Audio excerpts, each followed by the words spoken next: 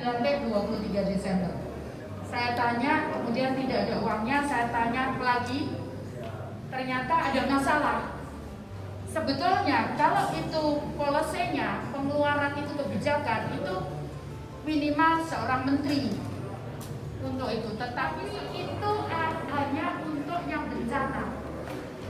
Sedangkan untuk yang COVID tidak ada, karena nilainya 15 juta per korban.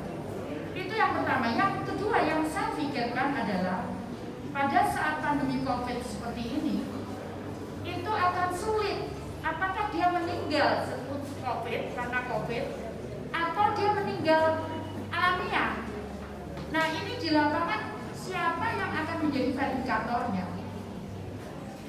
Siapa yang akan menjadi verifikatornya? Karena akan sulit, karena jumlahnya banyak sekali.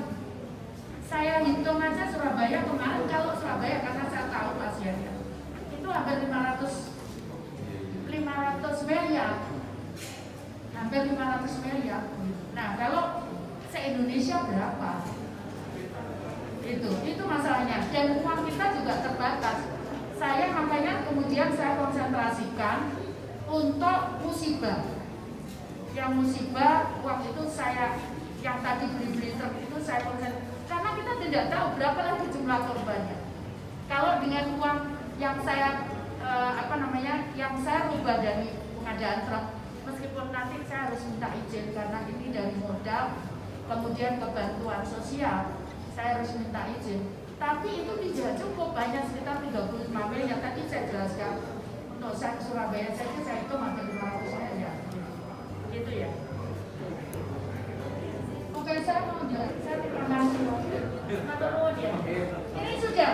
Ada yang mau ditanyakan? Oh iya, silakan. Karang Taruna ya. Oh ya, kalau Karang Taruna dia ada di belakang saya ya. Bukan ya? Bukan ya? Oke, sebentar. Oke, silakan. Matur nuwun ya.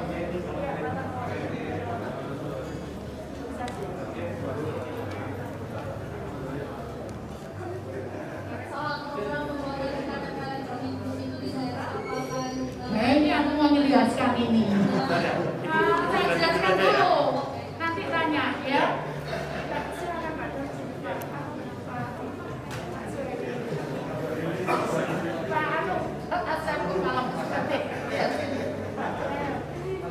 Jadi begini ya, saya sudah melakukan jadi saya pertama sudah melakukan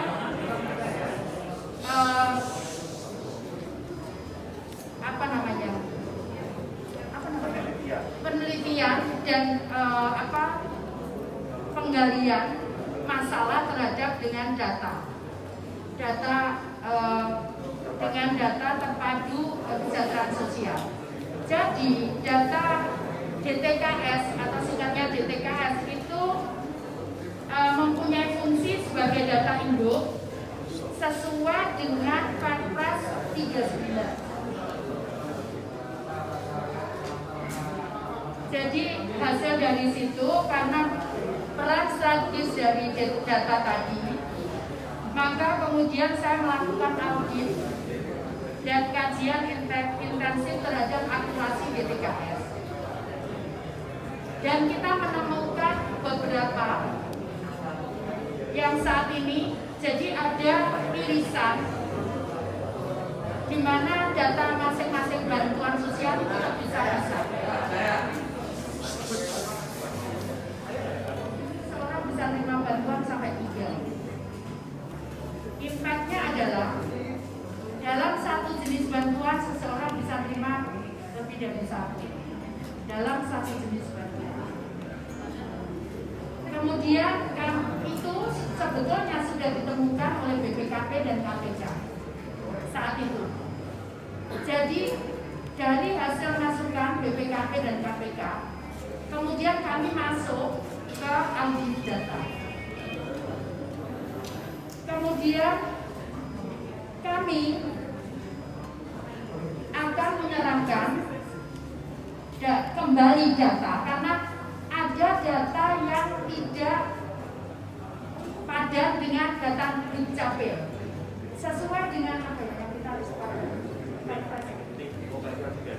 Perpres sesuai dengan Perpres 39 tahun 2019 bahwa seluruh data itu harus padan dengan NIK, termasuk seluruh bantuan itu harus padan dengan NIK. Nah, permasalahannya bukan ini rada aneh sebenarnya. Permasalahannya bukan hanya padan. Permasalahannya tadi ada yang satu NIK itu dipakai oleh beberapa orang dengan nama yang sama, satu NIK dipakai oleh beberapa orang, sehingga kami harus mengembalikan data ke daerah untuk data mengoreksi daerah. Yang pertama itu sejumlah 18.215.247 itu kita kembalikan ke daerah untuk daerah mengecek apakah data-data ini betul. Karena tadi saya sampaikan ada yang satu data, satu NIK dan satu nama, tapi digunakan oleh lebih dari satu. Begitu ya. Tolong saya didengarkan dulu ya, supaya apa namanya, karena ini agak sulit. Saya pun mencoba memahami ini satu persatu. Setiap hari saya evaluasi sendiri tentang data ini. Kemudian sejumlah itu, jadi itu sejumlah 18 juta sekian, itu juga kita kembalikan ke bank-bank penyalur, yaitu Bank Himbara dan PT Pos. Oke, kemudian setelah tanggal 8 Maret kami, jadi tanggal 8 Maret maka kami harus sudah, jadi mulai hari Jumat kemarin data itu sudah kita berikan ke daerah dan juga ke PT Pos dan ke Himbara untuk dicek, karena ya ada yang saya tidak bisa sampaikan. Jadi yang pertama, data penerimaan ganda harus dihapus. Yang kedua, penerima lebih dari 3 manfaat harus dihapus salah satunya, karena nggak bisa dong kalau satu orang terima 3. Kemudian penerima 2 manfaat, jadi akan kita kaji BPRT dan PKH itu akan kita kaji. Kalau dia menerima 2 manfaat, itu akan kita kaji ulang.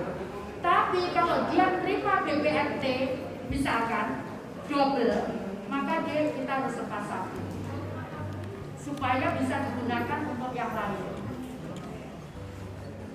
Jadi seperti itu. Jadi tanggal 8 Maret data itu harus kembali kepada kita. Kita berikan 1 minggu.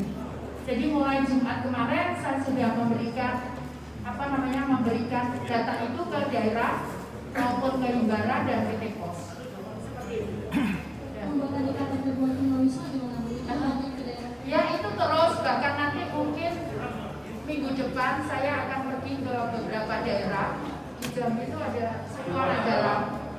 Kemudian di beberapa daerah saya sudah janjian dengan Dukcapil untuk saya turun ke sana.